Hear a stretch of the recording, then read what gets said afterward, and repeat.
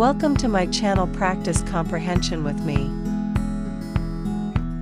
Today, we practice comprehension on the topic bird watching trip. Tom and his dad woke up early to go bird watching in the park. They brought binoculars, hats to cover their heads, and a notebook to write down the birds they saw. They spotted a woodpecker, a blue jay, and a robin. Tom enjoyed learning about the different sounds birds make and was excited to saw the different birds and their young ones. Afterward, they had breakfast at a cafe near the park and then returned home with lots of knowledge and experience. Questions.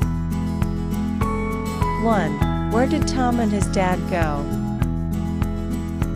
2. What items did they bring with them?